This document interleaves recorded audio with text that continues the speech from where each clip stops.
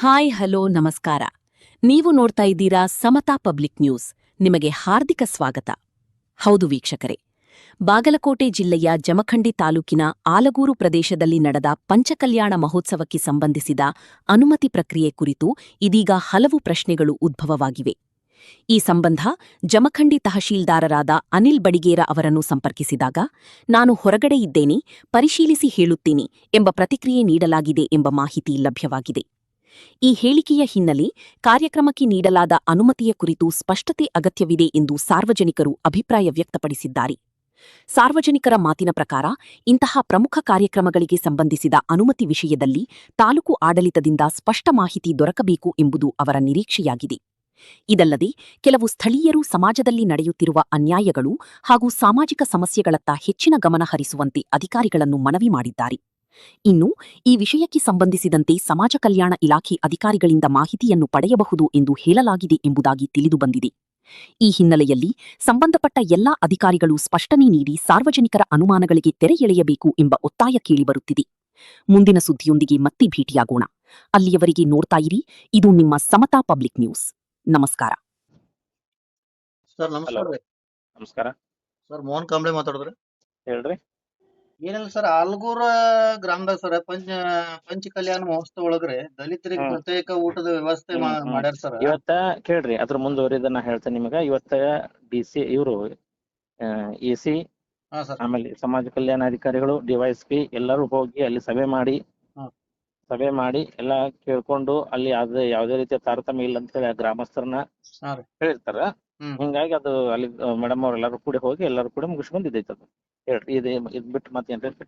ಇಲ್ಲ ಸರ್, ಇನ್ನೂ ಅದ್ರ ಜಾತಿ ತಾರತಮ್ಯ ಏನಾಕತ್ರಿ? ಊರನವ್ರ ನಮ್ ಊರದ ಕಿಮ್ಮತ್ ಹೋಗೈತ್ವಾ ಹೇಳ್ಬೇಡ್ರಿ ಈ ತರನು ಹೇಳ್ಸಿರ್ತಾರಲ್ಲ. ಈಗೇನ್ ಮಾಡಾಕೈತಿ ಹೇಳ್ರಲ್ಲ. ಈಗ ನಾವು ನಮ್ ಎದುರುಗಡೆನ ಏನ್ರಿ ನಿಮ್ಗೆ ಭಯ ಇದ್ರೆ ಹೇಳ್ರಪ್ಪ ಅಂತ ಕೇಳಿದ್ರಿ ಸಿ ಮೇಡಮ್ ಅವರು. ಹಾ ಸರ್. ನಿಮ್ಗೆ ಹೇಳಿಲ್ಲ, ನಾವು ಮೊದಲಿಂದ ಎಲ್ಲ ಕೂಡೇ ಮಾಡ್ತೀವಿ, ಇಲ್ಲಿ ಯಾವ್ದು ತಾರತಮ್ಯ ಇಲ್ಲ ಅಂತ ಹೇಳಿಕೆ ಕೊಟ್ಟಾರ ಅವ್ರು. ಮತ್ ಇವ್ರ ಶೆಡ್ ಯಾಕೆ ಸೆಪರೇಟ್ ಮಾಡಿದ್ರ ಸರ್ ಅದನ್ರಿ? ಇಲ್ಲ ಅವ್ರು 8 ಏನು 9 ಶೆಡ್ ಅದಾವ ಅವರು. ಅದನ್ನ ಅವ್ರು ಹೇಳಿದ ಪ್ರಕಾರ ಹಾ ಸರ್.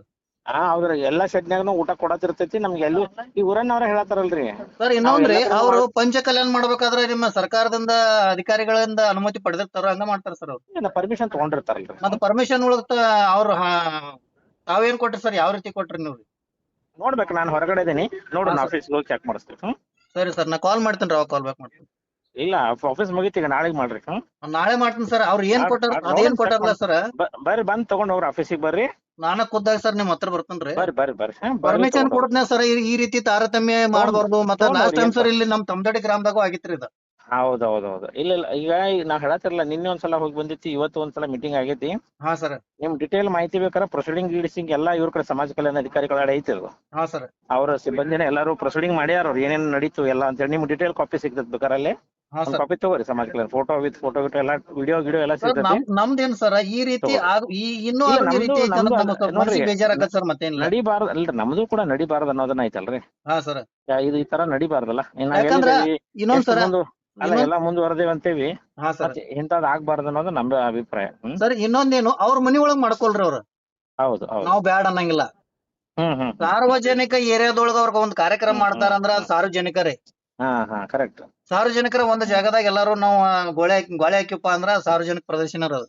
ಹೌದು. ನಮ್ ಜಮೀನ್ದಾಗ ಮಾಡ್ಕೊಳ್ಳಿ. ಸಮಾಜ ಕಲ್ಯಾಣಾಧಿಕಾರಿ ಪಾಸ್ವರ್ಡ್ ಅಂತ ಒಂದ್ ನಂಬರ್ ಐತೇನ್ರಿ? ಅವ್ರಿಗೆ ಕಾಲ್ ಮಾಡತ್ತೇನೆ ಸರ್, ರಿಶ್ಯೂ ಮಾಡ್ತಾನ್ರಿ ಅವ್ರು. ಮಾತಾಡಿ ಐತ್ರಿ, ಡಿಟೇಲ್ ಐತ್ರ ಅವ್ರ ಕಡೆ, ವಿತ್ ಪ್ರೊಸೀಡಿಂಗ್ ಇರ್ತೈತಿ ಅವ್ರ ಕಡೆ, ಏನೇನ್ ಆಯ್ತು ಘಟನೆ ಆಯ್ತು ಅಂತ ಹೇಳಿ. ಹಾ ಸರ್, ಡಿಟೇಲ್ ಐತ್ ನೋಡ್ರಿ. ಸರಿ ಸರ್. ಓಕೆ. ನಾಳೆ ನಾನು ಭೇಟಿ ಆಗ್ತೀನಿ ಸರ್ ತಮ್ಮ ಬಂದ್ರೆ. ಸರಿ ಸರಿ ಸರ್.